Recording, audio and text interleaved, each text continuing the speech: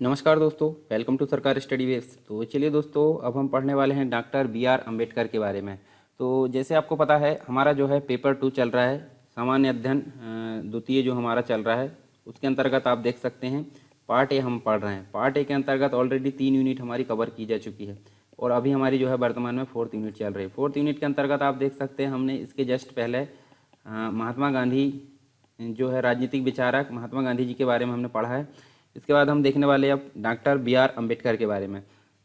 तो इनके बारे में आपको पता होगा, इन्हें संविधान निर्माता बोला जाता है और दलितों के मसीहा इनको बोला जाता है। खास करके अगर बात करें तो यहाँ हम देख सकते हैं इनका जो जन्म हुआ था, इनका जन्म हम देख सकते हैं 14 अप्रैल को हुआ था। ठीक है, ये आपको पता होना चाहिए। 14 अप्रैल को इनका जन्म हुआ था 1891 में। कहाँ पे? मध्य प्रदेश के अंतर्गत हुआ था। ये भी बहुत इंपॉर्टेंट है, मऊ। ठीक है, मऊ मतलब इंदौर में जो है इनका जन्म हुआ था, मध्य प्रदेश के अंतर्गत। और इनकी जो माता थी, माता का नाम था क्या? माता का नाम था भीमाबाई। ठीक है, ये याद रखना है आपको। उसके बाद आप देख सकते हैं इनके पिताजी जो थे, पिताजी का नाम क्या था? रामजी, रामजी मालोजी। ठीक है, और इनका जो सरनेम था वो सकपाल था। ठीक है, रामजी मालोजी सकपाल। तो यहाँ देख सकते हैं इनको संविधान का निर्माता कहा जाता है, दलितों का मसीहा साथ में कहा जाता है। इसके बाद अगर देखें तो इनका जन्म 14 अप्रैल 1891 को मऊ मध्य प्रदेश इंदौर के अंतर्गत इनका जन्म हुआ था और इनकी माता का नाम भीमाबाई था और पिताजी की अगर बात करें तो रामजी मालोजी सकपाल था। अब जो भीमराव थे, यानी कि जो डॉक्टर बी आर अम्बेडकर, बाद में इनका नाम पड़ा, परंतु हम यहाँ देख सकते हैं भीमराव जो है अपने माता पिता की एक प्रकार से 14वीं संतान थी। यानी कि इसके पहले जो है 13 बच्चे और थे उनके, जो 14वीं संतान के रूप में देखें तो बी आर अम्बेडकर थे।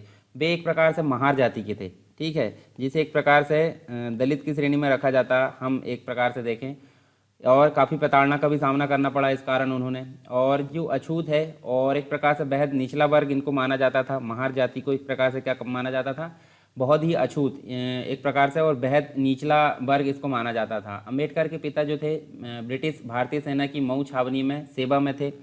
इसके अलावा 1894 की बात करें तो 1894 में जो अम्बेडकर साहब थे, भीमराव अम्बेडकर, इनके पिता एक प्रकार से सेवानिवृत्त हो गए, यानी कि रिटायरमेंट उनकी हो गई। और इसके बाद 2 वर्ष बाद अम्बेडकर की मां की मृत्यु हो जाती है। तो अम्बेडकर का जो विवाह है वो हम देख सकते हैं 14 वर्ष की आयु में इनका विवाह हो जाता है। और विवाह किससे होता है? विवाह होता है एक जो है रमाबाई, रमाबाई नाम की एक लड़की, उनके साथ इनका विवाह होता है। स्कूल में ही अम्बेडकर जो थे एक प्रकार से जात पात यानी छुआछूत के कारण अत्यंत अपमानित होना पड़ता उनको। उन्होंने जो है एक प्रकार से शिक्षक जो महादेव अम्बेडकर थे उनके कहने पर अपने नाम से एक प्रकार से जो सकपाल हुआ करता था, देखिए लास्ट में यहाँ पे उनके पिताजी के नाम में सकपाल हुआ करता था। तो उनके जो अध्यापन एक प्रकार से जो शिक्षक है, शिक्षक के कहने पर इन्होंने सकपाल को हटा दिया और सकपाल के बदले में क्या जोड़ लिया? अम्बेडकर। ठीक है, अच्छा, अम्बेडकर क्यों जोड़ लिया? अम्बेडकर इसलिए जोड़ लिया क्योंकि इनके गांव का नाम एक प्रकार से अम्बावाड़े था, तो अम्बावाड़े के नाम पर अम्बेडकर इनका नाम यहाँ पे इन्होंने जोड़ लिया। साथ में अगर देखें तो 1898 की बात करते हैं। 1898 में इनका पुनर्विवाह होता है, यानी फिर से विवाह होता है और परिवार के साथ ही मुंबई चले आते हैं। फिर हम देखें आगे की जो कुछ घटनाएं हमको देखने को मिलती है, जैसे शिक्षा की बात करते हैं। शिक्षा इनकी 1907 में हमको देखने को मिलती है, मैट्रिक। ठीक है, 1907 में मैट्रिक पास करने के बाद बड़ौदा महाराज की जो है आर्थिक सहायता से भी एक प्रकार से एल्फिंस्टन जो कॉलेज है, एल्फिंस्टन कॉलेज चले जाते हैं और यहाँ देखिए यहाँ जो है ग्रेजुएट कर लेते हैं। ठीक है, 1912 में हम देखें तो ये ग्रेजुएट हो जाते हैं, यानी कि ग्रेजुएशन पास कर लेते हैं। कुछ समय तक जो है यहाँ पे बड़ौदा में बड़ौदा राज्य की सेवा करने के बाद उनको एक प्रकार से गायकवाड़ स्कॉलरशिप प्रदान की जाती है और जिसके सहायता से वो अमेरिका के एक प्रकार से कोलंबिया विश्वविद्यालय से अर्थशास्त्र के अंतर्गत हम देखें तो यहाँ पे 1915 में एमए इनके द्वारा की जाती है इकोनॉमी से। ठीक है, अब आगे देखते जाइए, बहुत सारी शिक्षा मतलब बहुत सारी एजुकेशन इनके द्वारा प्राप्त कर ली जाती है और ये उस समय के सबसे पढ़े लिखे व्यक्ति माने जाते थे। इसी क्रम में अगर देखें एमए किया उन्होंने, इसी क्रम में वे प्रसिद्ध अमेरिकी अर्थशास्त्री सेलिगमैन के प्रभाव में भी आया और सेलिगमैन जो था उसके मार्गदर्शन में अम्बेडकर ने कोलंबिया विश्वविद्यालय से एक प्रकार से 1917 में पीएचडी की। ठीक है, इन्होंने क्या की? पीएचडी, डॉक्टरी की जो उपाधि है, तो उसको इन्होंने मतलब उसकी उपाधि प्राप्त की। और इसी प्रकार अगर देखें तो इसी वर्ष उन्होंने लंदन स्कूल ऑफ इकोनॉमिक्स में दाखिला लिया, लेकिन एक प्रकार से साधना भाव में अपनी शिक्षा पूरी नहीं कर पाए। साथ में हम देख सकते हैं काफ़ी अपमानित इनको होना पड़ता है, यानी विदेश से जो पढ़ाई है, पढ़ाई पूरी करके आने पर जो है अम्बेडकर के माथे से एक प्रकार से अछूत का जो कलंक होता है वो फिर भी नहीं हटता है। मतलब विदेश चले जाने के बाद, इतने पढ़े लिखे होने के बाद भी उनके माथे से अछूत का कलंक नहीं हटता है। यही कारण था कि बड़ौदा के किसी भी होटल में उन्हें एक प्रकार से जगह नहीं मिली। उन्होंने बड़ौदा के महाराज के यहाँ नौकरी कर ली, किंतु यहाँ के चपरासी भी उनसे दूर रहते थे। तो ये चीज़ हमको देखने को मिलती है। इसके अलावा अंबेडकर साहब जो थे, उन्होंने बम्बई में एक प्रकार से अगर देखें, बम्बई मतलब आज की डेट में मुंबई की बात कर लेते हैं, तो द स्मॉल मतलब इनकी एक पुस्तक थी, the small healings, the small healings in India, ठीक है, एंड देयर रेमिडीज। क्या नाम से पुस्तक देख सकते हैं हम? The small healings in India and their remedies, इनकी एक पुस्तक थी, ठीक है। तो इन्होंने ये पुस्तक को प्रकाशित किया और इन्होंने अपने जीवन का एकमात्र जो उद्देश्य है, ध्येय जिसे हम बोल सकते हैं, एकमात्र उद्देश्य क्या इन्होंने माना, जैसे इतने दिनों से उनको अछूत या फिर काफ़ी अपमानित होना पड़ा था, तो इनका एक उद्देश्य बन गया था। क्या उद्देश्य बन गया था? जो हिंदू समाज था, ठीक है, हालांकि वो खुद ही हिंदू थे, हिंदू समाज का जो अन्याय उनके साथ किया जाता था तथा अत्याचार, उसका प्रतिकार करके एक प्रकार से अस्पृश्यता जो थी उसका उद्धार करना था। यानी कि जो अनटचेबिलिटी थी, छुआछूत थी, अछूत था, उसका उद्धार करना इनका एक प्रकार से ध्येय बन गया या इनका उद्देश्य बन गया। मतलब अपने जीवन का काफ़ी यहाँ कठिनाइयों का उनको सामना करना पड़ता है, इस कारण उनका ये उद्देश्य बना। इसके बाद हम देख सकते हैं, आगे देखते हैं 1918 की बात करते हैं। तो 1918 में डॉक्टर अंबेडकर जो है बम्बई के अंतर्गत, ठीक है, 1918 में बम्बई सिडेन जो हैम है college of commerce and economics में एक प्रकार से ये प्रोफेसर के रूप में नियुक्त हुए, ठीक है, मुंबई के अंतर्गत जो है प्रोफेसर के रूप में नियुक्त हुए। उसके अलावा 1921 में ये जो है एक प्रकार से लंदन विश्वविद्यालय ने उन्हें एक प्रकार से एमएससी की उपाधि प्राप्त, मतलब एमएससी की उपाधि यहाँ पर प्रदान की। किसने? लंदन विश्वविद्यालय के द्वारा। इसके पश्चात वे जर्मनी के एक प्रकार से जो विश्वविद्यालय था, बोन विश्वविद्यालय, उसमें पढ़ाई के लिए गए और वहाँ से डीएससी की उपाधि प्राप्त हुई, ठीक है। उनको एक प्रकार से किसकी उपाधि प्राप्त हुई? डीएससी की उपाधि प्राप्त हुई। कहाँ से? जापान से। 1923 की बात करें तो 1923 में बैरिस्टर बने वे। बैरिस्टर का मतलब वकील हम बोल सकते हैं, ठीक है। 1923 में वे बैरिस्टर बन गए और उसी वर्ष से उन्होंने एक प्रकार से जो बम्बई उच्च न्यायालय था, बम्बई हाई कोर्ट था, उसमें एक प्रकार से वकालत शुरू कर दी जाती है, ठीक है। वकील का जो काम है वो शुरू कर देते हैं, ठीक है, बैरिस्टर बनने के पश्चात। और इसी तरह विपरीत परिस्थितियों में पैदा होने के बावजूद अपनी लगन और कर्मठता से अपने एक प्रकार से अगर देखें तो उन्होंने एक प्रकार से एमए भी कर लिया, ठीक है, पीएचडी भी कर ली, उसके बाद एमएससी भी कर ली, और जो बार एट लॉ मतलब जो किसकी एलएलबी की डिग्री होती है, बार एट लॉ की डिग्री भी प्राप्त की। तो इस हिसाब से अगर देखें तो वो अपने युग मतलब उनके ज़माने के सबसे पढ़े लिखे विचारक राजनेता के रूप में जाने जाते थे, ठीक है। अछूतों के जीवन से उन्हें एक प्रकार से गहरी सहानुभूति थी और उनके साथ जो भी भेदभाव बरता जाता था उसे दूर करने के लिए उन्होंने आंदोलन भी किया, साथ में उनको संगठित भी किया, ठीक है। उनके जो जितने भी सामाजिक लोग थे उनके एक प्रकार से संगठित किया और काफ़ी आंदोलन भी किया, इसको मतलब जो भेदभाव होता था उसके कारण। उन्होंने अपने एक प्रकार से जो अछूत वाला जो है मामला था उसके उद्धार के लिए आंदोलन को प्रारंभ किया।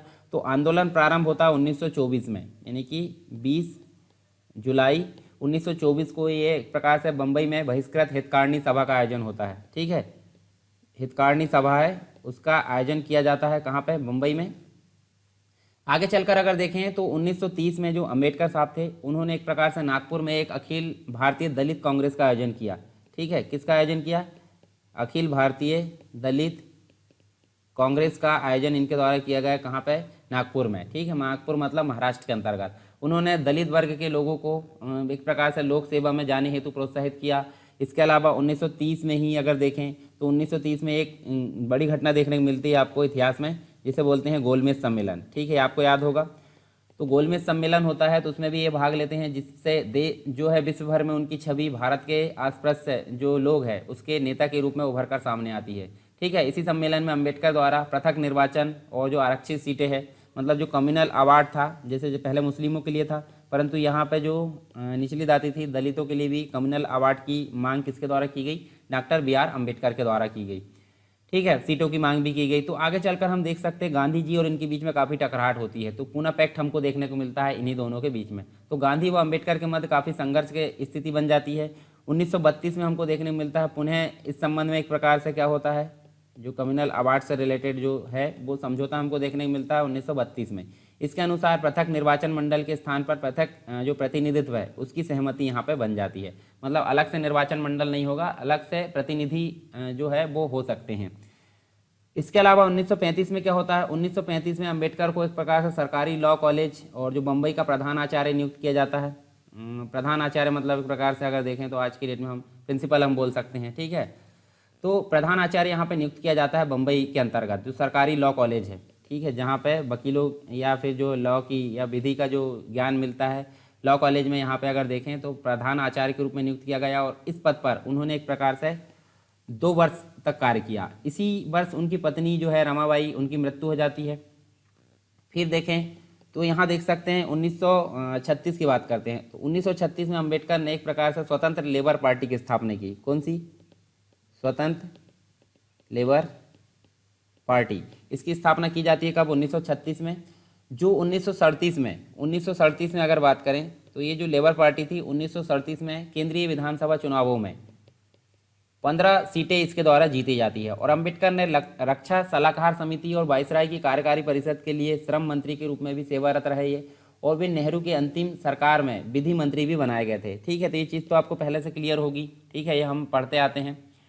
इसके अलावा अगस्त 1947 की बात करते हैं। 1947 में क्या होता है, संविधान सभा के द्वारा एक प्रकार से जो समिति का गठन किया जाता है, समिति में हमको देखने को मिलती है एक समिति गठित की जाती है जो काफ़ी इंपॉर्टेंट होती है, जिसको बोला जाता है प्रारूप समिति। तो प्रारूप समिति के अध्यक्ष के रूप में अंबेडकर को यहाँ पे नियुक्त किया जाता है, ये भी हमको देखने को मिलता है। इसी के अलावा जो 1948 वाला सेशन आया अप्रैल के अंतर्गत, तो अप्रैल 1948 को उन्होंने एक प्रकार से डॉक्टर शारदा कबीर जो कि एक प्रकार से जाति से ब्राह्मण थी और उससे पुनर्विवाह किया, ठीक है। मतलब इनका पुनर्विवाह होता है कब? 1948 में। अंततः अंबेडकर ने जो है हिंदू धर्म में जो छुआछूत व्याप्त थी, जो भी प्रथा व्याप्त थी और जो अन्य कुरीतियाँ थी, उससे एक प्रकार से वो एक प्रकार से घृणित हो गए, मतलब काफ़ी उनका मन ऊब गया यहाँ से हिंदू धर्म से। तो नागपुर में अपनी एक प्रकार से जो 2 लाख जो दलित थे, दलित अनुयायियों के साथ मिलकर उन्होंने सामूहिक रूप से हिंदू धर्म का त्याग करके किस धर्म की, मतलब एक प्रकार से किस धर्म की दीक्षा ली? बौद्ध धर्म की दीक्षा ली, ठीक है, बौद्ध धर्म की दीक्षा ली। और 1956 में क्या होता है, 1956 को जो है जो समाज सेवी थे, मतलब जो अंबेडकर साहब थे, दलितों के उद्धारक इनको बोला जाता है, संविधान निर्माता बोला जाता है, महान समाज सेवी इनको बोला जाता है, ठीक है। तो इनका एक प्रकार से निधन हो जाता है 1956 में। तो ये चीज़ें आपको देखने को मिलती है कहाँ पे? 1956 तक। तो ये हमने देखिए सारी उनकी कहानी, एक प्रकार से उनका जीवन चक्र देखे हैं, शुरुआत से लेकर यानी उनके जन्म से लेकर उनके मृत्यु तक हमने सारा जो प्रोसेस है, यह सारी प्रक्रिया हमने देखे, उनका चरण देखे। अब बात कर लेते हैं, हम पढ़ रहे हैं राजनीतिक विचारक, भारतीय राजनीतिक विचारक के रूप में, तो उनका हम विचार देख लेते हैं। तो अंबेडकर साहब के विचार क्या क्या थे वो हमको यहाँ पे देखना है।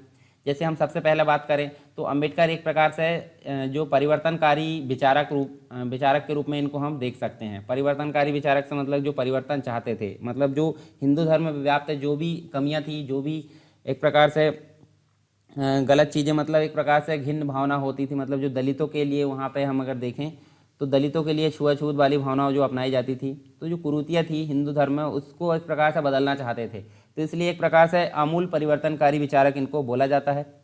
इसके अलावा एक प्रकार से जन्म उनका कहाँ हुआ था? जन्म अगर देखें तो निम्न वर्ग में हुआ था, निम्न वर्ण में हुआ था, और उन्होंने जाति संबंधी जो अत्याचार है और जो शोषण है उनका भी स्वयं अनुभव किया, क्योंकि उनके साथ में ये सभी गुजरा हुआ था। इसलिए गांधी जी के परंपरावादी जो दृष्टिकोण है उसके विपरीत अंबेडकर, मतलब गांधी जी का जो परंपरावादी जो एक प्रकार से दृष्टिकोण था उसके विपरीत ये क्या करते थे, वर्ण व्यवस्था पर विचार उनके प्रगतिशील दृष्टिकोण के अनुरूप सामाजिक, आर्थिक और धार्मिक कारकों की पहचान पर आधारित थे। मतलब यहाँ पे जो दृष्टिकोण था परंपरावादी ना होकर कैसा था, इनके अनुसार सामाजिक, आर्थिक और धार्मिक कारकों की पहचान पर आधारित था, जो वर्ण व्यवस्था वाला सिस्टम था। अंबेडकर साहब का मानना था कि वर्ण व्यवस्था मूलतः जो ब्राह्मणवादी व्यवस्था है उसके हितों पर टिकी है। मतलब जो वर्ण व्यवस्था है किस पर टिकी हुई है, जो ब्राह्मणवादी एक प्रकार से व्यवस्था है उस पर टिकी हुई है, और मानव द्वारा बनाई गई व्यवस्था है, मतलब मानव के द्वारा खुद बनाई गई व्यवस्था है, ये पहले से बनी बनाई नहीं है, जिसके मूल में ही शोषण है। मतलब इसके मतलब बेसिक तौर पर अगर देखें वर्ण व्यवस्था में तो इसका मूल में ही शोषण यहाँ देखने को मिलता है, अन्याय देखने को मिलता है, असमानता देखने को मिलती है। तो ये तीनों मतलब शोषण, अन्याय और असमानता, ये तीनों विचार यहाँ विद्यमान देखने को मिलते हैं वर्ण व्यवस्था में, ऐसा इनका मानना था। तो इस व्यवस्था को समाप्त किए बिना हिंदू समाज में समानता स्थापित करना संभव नहीं है, ऐसा इनका कहना था। इसके अलावा अंबेडकर साहब ने अपने ऐतिहासिक दृष्टिकोण की समझ के आधार पर जो शूद्र है, शूद्र मतलब दलित जाति के जो व्यक्ति थे, शूद्र मतलब प्रजाति, उसके संदर्भ में एक नई व्याख्या प्रस्तुत की। तो नई व्याख्या जो क्या थी, मतलब एक प्रकार से अलग ही सिद्धांत उन्होंने दिया इसके संबंध में, जिसमें उन्होंने दावा किया कि मूल रूप से जो शूद्र है वो सूर्यवंशीय क्षत्रिय थे। मतलब इनके द्वारा क्या कहा गया है, जो शूद्र हुआ करते थे वो कैसे थे, सूर्यवंशीय क्षत्रिय हुआ करते थे, इनके द्वारा ये कहा गया। किंतु राजाओं ने वर्ण व्यवस्था के अंतर्गत ब्राह्मणों का वर्चस्व मानने से इनकार कर दिया, जिसकी प्रतिक्रिया में ब्राह्मणों से उनका उपनयन संस्कार बंद कर दिया गया। परिणाम स्वरूप क्या हुआ, संस्कार न होने के कारण समाज के अन्य लोगों ने एक प्रकार से इनसे सामाजिक संबंध तोड़ दिए और धीरे धीरे सामाजिक व्यवस्था में यह वर्ग जो है बाकी वर्गों के साथ सामंजस्य या फिर उससे एक प्रकार से बहिष्कृत होता गया। इनके बहिष्करण की प्रक्रिया इतनी व्यापक हो गई कि जो बाकी वर्ग है उससे एक प्रकार से छुआछूत की भावनाएं जैसी जो प्रथा है उसका पालन करने लगे। इनके साथ साथ ही अगर देखें तो मुख्य सामाजिक वर्गों, जो मुख्य सामाजिक कार्य है उनके मतलब कार्यों के इनके बहिष्करण ने इन्हें ऐसे कर्मों के लिए अपनी आजीविका चलाने के लिए मजबूर कर दिया जो अमानवीय होने के साथ साथ गरिमा व प्रतिष्ठा के विरुद्ध थी। मतलब बहुत सारी जगह हम देख सकते हैं, जैसे कुएं में हम अगर देखें, कुएं में पानी भरने जाते हैं, ठीक है, उसके बाद तालाब है, सामूहिक कार्यक्रम है, उत्सव है, मंदिर है आदि में भागीदारी के लिए एक प्रकार से रोक लगा दी गई, किसकी, दलितों की। तो ऐसा हीन भावना इनके द्वारा बोला गया है, हीन भावना से ये सारी चीज़ की गई है। इसके अलावा हम देख सकते हैं इन सभी प्रथाओं को स्वीकारता प्रदान करने के लिए या करवाने के लिए भगवत गीता, मनुस्मृति, पुरुष सूक्त जैसे जो धर्म ग्रंथ है उनका सहारा लिया गया। एक बार धर्म जो है जैसे परंपरागत संस्था के साथ जुड़ जाने पर जो कुरीतियाँ है इतनी प्रभावशाली हो गई कि इनका विरोध करना असंभव होता चला गया। तो ये सारी चीज़ हमको देखने को मिलती है इनके विचार के अंतर्गत। अच्छा, इन्होंने वर्ण व्यवस्था या जाति व्यवस्था का विरोध किया है, तो वो भी हम यहाँ पे देख लेते हैं। किन्होंने, अम्बेडकर साहब ने। तो अंबेडकर जी ने एक प्रकार से विभिन्न प्रकार के जो तरीके हैं उनके माध्यम से यहाँ विरोध किया है। तो जैसे हम देखें सबसे पहले तो जो अंबेडकर साहब है उनका मानना था कि वर्ण व्यवस्था एक प्रकार से गतिशीलता को रोकती है। गतिशीलता मतलब अगर व्यक्ति प्रोग्रेस कर रहा है तो उसकी प्रोग्रेस को रोकती है, उसके विकास को रोकती है, गतिशीलता को रोकती है। यह एक प्रकार से रुचि और योग्यता के अनुसार नहीं बल्कि जन्म के अनुसार श्रमिकों का विभाजन करती है। मतलब अगर कोई व्यक्ति दलित वर्ग में पैदा हुआ है तो वो दलित कहलाएगा, ऐसा इसमें माना जा रहा है। मतलब अम्बेडकर साहब का ऐसा मानना है। परंतु वर्ण व्यवस्था वास्तव में क्या थी, वर्ण व्यवस्था वास्तव में थी कि जो व्यक्ति जिस प्रकार का काम करेगा वो उस वर्ण का व्यक्ति बन जाएगा, परंतु यहाँ ऐसा नहीं दिख रहा है। ठीक है। दूसरी चीज़ इनके द्वारा बोला गया है कि वर्ण व्यवस्था सामाजिक जो विषमताएं होती है उनमें बढ़ोतरी करती है, जो कि आधुनिक व सभ्य समाज के लिए उचित नहीं माना जाता। इसमें एक और जो है शूद्र, मतलब जो दलित वर्ग है, शूद्र को अमानवीय जीवन जीने के लिए बाध्य किया जाता है और उनकी परछाई को भी अशुभ माना जाता है। तो दूसरी ओर ब्राह्मणों को अधिक से अधिक विशेष अधिकार दिए, मतलब शूद्र को उसका अधिकार से गिरा दिया गया है और जो ब्राह्मण थे, ब्राह्मणों को एक प्रकार से जो अधिकार उनके बढ़ाते जा रहा है। तो दोनों यहाँ पे देखने को मिलती है। तो एक देखिए यहाँ पे काफ़ी ऊपर देखने को मिल रहा है नीचे, तो इससे क्या होगा, विषमता बढ़ेगी, यानी सामाजिक विषमता में बढ़ोतरी हमको देखने को मिलती है। फिर देख सकते हैं जो जाति व्यवस्था बौद्धिक एवं शारीरिक श्रम में भेद करके जो कुलीनवादी मानसिकता है उसको बढ़ावा देती है। तो यहाँ हम देख सकते हैं वर्ण व्यवस्था ब्राह्मणों को बौद्धिक कार्य देती है और समाज में सबसे ऊंचा स्थान देकर बौद्धिक श्रम को सबसे श्रेष्ठ घोषित करती है, जबकि समाज के लिए शारीरिक व बौद्धिक श्रम दोनों आवश्यक होते हैं, अतः उन्हें एक प्रकार से समान महत्व देना चाहिए। मतलब इनके द्वारा बोला गया है जैसे तालमेल बैठा के चलते हैं। ठीक है। तो इस बौद्धिक कार्य है जो है ब्राह्मणों को एक प्रकार से बौद्धिक कार्य यहाँ पर दिया गया है और समाज में सबसे ऊंचा स्थान उनको दे दिया गया है। परंतु जो दूसरे व्यक्ति है उनको शारीरिक काम दिया गया, तो दोनों में एक प्रकार से असमानता देखने को मिल रही। तो यहाँ हम देख सकते हैं दोनों में सामंजस्य बैठाना काफ़ी महत्वपूर्ण माना जाता है। इसके अलावा जाति व्यवस्था जो है, जाति व्यवस्था एक बंद प्रकार की अर्थव्यवस्था मानी जाती है जो कि परालंबन को बढ़ावा देती है। जैसे क्षत्रियों को केवल साहसिक कार्य देकर बाकी जो योग्यता है उससे वंचित कर देती है। मतलब सिर्फ जो क्षत्रिय लोग हैं, क्षत्रियों का काम क्या है, मतलब बाकी जो तीनों वर्ग है उनकी रक्षा करना या फिर उनको एक प्रकार से साहसिक कार्य देना और बाकी जो उनके गुण हुआ करते हैं उनको एक प्रकार से दवा दिया जाता है, ऐसा यहाँ देखने को मिलता है। फिर देख सकते हैं जाति व्यवस्था जो है, जाति व्यवस्था मनुष्य की सृजनात्मक शक्तियों का नाश करती है तथा समाज में पृथकता व विघटन जैसे तत्वों को बढ़ावा देती है। तो ये चीज़ हमको देखने को मिलती है। तो यहाँ देखिए इनके द्वारा विरोध किया गया है, किसके द्वारा, डॉक्टर अम्बेडकर, BR अम्बेडकर साहब है, उनके द्वारा ये विरोध किया गया है। इसके बाद हम देख सकते हैं वर्ण और जाति व्यवस्था का उन्मूलन। तो गांधी जी जो थे, गांधी जी की बात करें तो गांधी जी जो थे एक प्रकार से जाति व्यवस्था में विश्वास नहीं रखते थे। उसके उन्मूलन पर भी बल देते थे वो, किंतु गांधी जी उसका उन्मूलन लोगों के हृदय परिवर्तन के माध्यम से करते थे। ठीक है, गांधी जी का मानना था कि हृदय परिवर्तन अगर हो जाए तो व्यक्ति का उन्मूलन हो जाएगा। ठीक है, तो यहाँ देखिए मतलब जो है इसके अलावा उन्होंने एक प्रकार से अंतरजातीय भोज एवं विवाह को भी इसका साधन बनाया। डॉक्टर अंबेडकर गांधी जी के इन प्रयासों से असंतुष्ट थे, मतलब वो मानते थे कि हृदय परिवर्तन एक प्रकार से काफ़ी लंबी प्रोसेस है, मतलब इससे कुछ नहीं होने वाला है। तो डॉक्टर अंबेडकर का मानना था कि एक प्रकार से महज एक छलावा है, जिससे क्या होगा, एक तात्विक स्तर पर कोई परिवर्तन नहीं होगा, मतलब हृदय परिवर्तन से कोई स्पष्ट परिवर्तन यहाँ देखने को नहीं मिलता। अंबेडकर साहब का मानना था कि हृदय परिवर्तन एक प्रकार से काफ़ी लंबी प्रक्रिया इनके द्वारा माना गया है और ये एक प्रकार से दलित वर्ग अब इसका इंतजार नहीं कर सकता। उन्होंने कहा कि महात्मा गांधी, मतलब जब महात्मा गांधी जैसा महान राष्ट्र नायक सवर्ण हिंदुओं का हृदय परिवर्तन नहीं कर सका तो फिर यह और किसी के द्वारा कैसे संभव हो सकता है, ऐसा डॉक्टर बी आर अम्बेडकर के द्वारा कहा गया। मतलब महात्मा गांधी इस प्रयास में असफल रहे तो बाकी लोग मतलब कैसे सफल हो सकते हैं, ऐसा इनके द्वारा माना गया।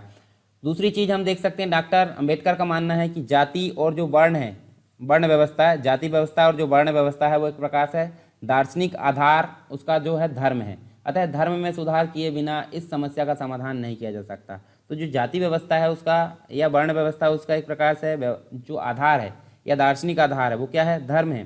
ठीक है, तो धर्म में अगर सुधार कर दिया जाएगा तो धर्म में सुधार नहीं किया जाएगा तो कैसे चेंज होंगे, तो इसलिए उन्होंने बोला है कि धर्म में सुधार किए बिना इस समस्या का समाधान नहीं किया जा सकता। विभिन्न हिंदू धर्म ग्रंथ जो है, गीता स्मृति जो भगवत गीता है, मनुस्मृति है, पुरुष सूक्त है आदि जो वर्ण व्यवस्था उसका समर्थन करते हैं। इसी हिसाब से अगर देखें तो इस आधार पर जो अंबेडकर साहब थे उन्होंने हिंदू धर्म की जो हिंदू धर्म है उसकी धार्मिक व्यवस्था को पुनः संगठित करने पर बल दिया। इसके लिए उन्होंने कहा कि हिंदू धर्म का केवल एक प्रमाणिक ग्रंथ होना चाहिए जिसमें आधुनिक मूल्य का समावेश हो तथा शेष सभी धर्म जो है ग्रंथों को कानूनी रूप से निषिद्ध कर देना चाहिए। ठीक है, मतलब एक प्रकार से जो हिंदू धर्म है, हिंदू धर्म का केवल एक प्रमाणिक ग्रंथ होना चाहिए जिसमें क्या होगा, आधुनिक मूल्य का समावेश होना चाहिए, मतलब बाकी जो ग्रंथ है उसमें कानूनी रूप उसके निषिद्ध कर देना चाहिए। और उनके द्वारा दूसरा सुझाव दिया गया कि जो एक प्रकार से जो पंडिताई व्यवस्था है वो वंशानुगत व्यवस्था नहीं होनी चाहिए, मतलब उसको वंशानुगत समाप्त कर देना चाहिए, क्योंकि पंडिताई के लिए एक प्रकार से ज्ञान की ज़रूरत होती है। परंतु यहाँ क्या होता था, जो व्यक्ति पंडित जो है उसमें पैदा हुआ है पंडित वंश में, वो ऑटोमेटिक पंडित यहाँ बन जाता था, भले ही वो शिक्षित हो या ना हो। तो इस हिसाब से अगर देखें तो पंडिताई के लिए जो वंशानुगत व्यवस्था थी उसको समाप्त होना चाहिए, ऐसा इनके द्वारा कहा गया। और इनके द्वारा तर्क दिया गया है कि यदि डॉक्टर, इंजीनियर, वकील बनने के लिए कोई विशेष योग्यता को अर्जन करना पड़ता है तो उसी प्रकार पंडित बनने के लिए भी यहाँ पे विशेष जो है क्वालिटी को अर्जित करना पड़ेगा, ऐसा उनका मतलब एक प्रकार से कहना था। हो सकता है कि पुरोहित जो है मंद बुद्धि का हो, पुरोहित को राजकीय सेवक बनाया जाना चाहिए और राज्य एक प्रकार से राज्य द्वारा चुना जाना चाहिए। ठीक है, जैसे कि आज की डेट में अगर देखें तो IAS IPS चुने जाते हैं, तो ऐसा इनके द्वारा मानना था कि ये पंडित का भी ऐसा ही चुनाव होना चाहिए। इन सब के अलावा अगर देखें तो अंबेडकर साहब ने समानता के लिए जो है आरक्षण पर भी बल दिया, मतलब दलित और जो उच्च वर्ग थे उन दोनों में समानता के लिए यहाँ पे आरक्षण पर बल दिया। उनका तर्क था कि निम्न वर्ग की कई पीढ़ियों का बहुत शोषण हुआ है और उन्होंने समस्त श्रम सवर्णों की सेवा के लिए यहाँ पे मतलब सवर्णों की सेवा के लिए किया है, जो समस्त श्रम किया है। और इनका आप एक प्रकार से अगर देखें तो आप समानता स्थापित करने के लिए निम्न वर्गों को एक प्रकार से क्षतिपूरक न्याय मिलना चाहिए। उन्होंने अस्पृश्यता यानी कि जो अनटचेबिलिटी होती है उसको अपराध घोषित करने के लिए मांग की, जिसे संविधान द्वारा स्वीकार भी कर लिया गया। जैसे आर्टिकल नंबर 17 में हम देख सकते हैं फंडामेंटल राइट के अंतर्गत ये चीज़ें हमको देखने को मिलती है, यानी कि किसी भी आधार पर आप उसको जो है विभेद नहीं कर सकते, अनटचेबिलिटी या छुआछूत का व्यवहार उसके साथ नहीं कर सकते। तो यहाँ पे हमको 1955 में एक कानून भी देखने को मिलता है। ठीक है, अस्पृश्यता जो निवारण अधिनियम वो देखने को मिलता है, तो वो भी यहाँ पे 1955 में देखने को मिलता है आर्टिकल नंबर 17 के तहत। इसके अलावा हम देखें तो अंतिम रूप से हम देख सकते हैं अम्बेडकर साहब का मानना था कि यदि निम्न वर्ग को किसी भी प्रकार से जातीय शोषण से मुक्ति ना मिले तो एक प्रकार से उसे हिंदू धर्म से त्याग कर देना चाहिए, जैसे कि इन्होंने कहा था। मतलब इन्होंने नागपुर में अगर देखें तो अंतिम समय में अम्बेडकर साहब के द्वारा हिंदू धर्म का त्याग कर दिया जाता है 1956 के पहले, यानी 1948 में ये काम किया जाता है, 1956 में तो उनकी मृत्यु हो जाती है। तो देखिए उन्होंने 1935 में एक सभा आयोजित हुई थी, 1935 में एक सभा आयोजित होती है, उसमें एक भाषण भी दिया था। यानी कि उन्होंने कहा था कि मैं दुर्भाग्य से मैं हिंदू धर्म में पैदा हुआ हूँ, क्योंकि यह तय करना मेरी शक्ति से बाहर था। मतलब हिंदू धर्म में वो पैदा हो गए ऐसा उन्होंने कहा, मतलब हिंदू धर्म पैदा होने के लिए या कंट्रोल मतलब नहीं होना चाहिए ऐसा उनके बस में नहीं था। परंतु उनका कहना था कि मैं आपको विश्वास दिलाता हूँ कि मैं हिंदू के रूप में नहीं मरूंगा। मतलब उनका कहना था कि मैं दुर्भाग्य से हिंदू धर्म में पैदा तो हो गया हूँ परंतु मैं हिंदू धर्म में नहीं मरूंगा। तो इसी के कारण अगर देखें तो उन्होंने 1948-56 के आसपास जो है हम देखें तो ये बौद्ध धर्म को अपना लिया था और उसके पश्चात उनकी 1956 में मृत्यु हो जाती है। तो ये चीज़ें हमको देखने को मिलती है डॉक्टर बी आर अम्बेडकर साहब के द्वारा। ठीक है, तो ये चीज़ें काफ़ी इंपॉर्टेंट आप देख सकते हैं।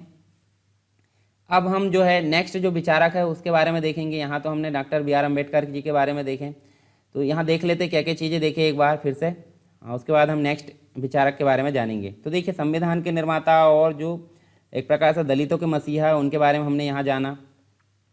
इसके बाद हमने जो उनकी शिक्षा उनके प्रारंभिक जीवन के बारे में जाना।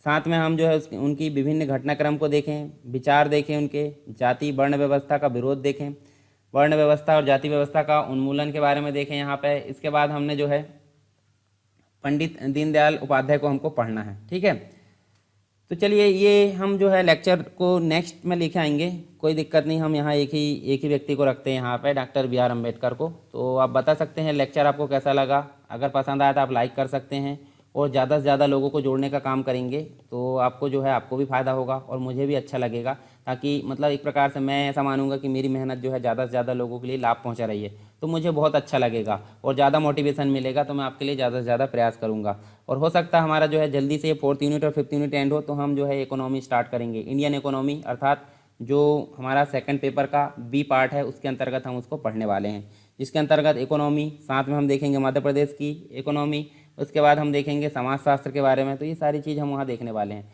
तो आपका प्रयास होना चाहिए कि ज़्यादा से ज़्यादा लोगों को इस कोर्स या इस प्रयास से जोड़े ताकि उनको भी फ़ायदा हो। और अगर आपने अभी तक टेलीग्राम जो चैनल है, ग्रुप है, उसको ज्वाइन नहीं किया है तो उसको भी ज्वाइन कर ले, क्योंकि वहाँ पे आपको सारी प्रैक्टिस वहाँ पे कराई जाती है, किस किस चीज़ की उत्तर लेखन उसकी समीक्षा की जाती है डेली। साथ में अगर देखें तो हम जो है वहाँ पे आगे कुछ और प्रयास करने वाले हैं। ठीक है, उत्तर लिखने वाले को हम जो है हर संडे यहाँ पे हर महीने एक पुरस्कार का भी आयोजन करने वाले हैं, तो उसमें भी आप जो है भाग ले सकते हैं। तो इस प्रकार से आपको चलना है। किसी प्रकार का डाउट हो, किसी प्रकार की समस्या हो तो आप कमेंट बॉक्स में हमें ज़रूर बताएं, उसका ज़रूर आपका जो है सॉल्व किया जाएगा। किसी प्रकार का सुझाव है तो वो भी हमें देने का आप प्रयास कर सकते हैं, उसको आपको ज़रूर मतलब हम जो है एक्सेप्ट करेंगे अगर उचित होगा तो। तो इस प्रकार से आपको चलना है, अपनी तैयारी को एक प्रकार से मजबूत बनाना और आंसर राइटिंग आपको कंपलसरी करना है। अगर आप पढ़ाई कर रहे हो MPPSC की तो आपको आंसर राइटिंग ज़रूरी है, उसके बिना आप कुछ भी नहीं कर सकते। तो चलिए दोस्तों, मिलते हैं नेक्स्ट लेक्चर में, तब तक के लिए जय हिंद।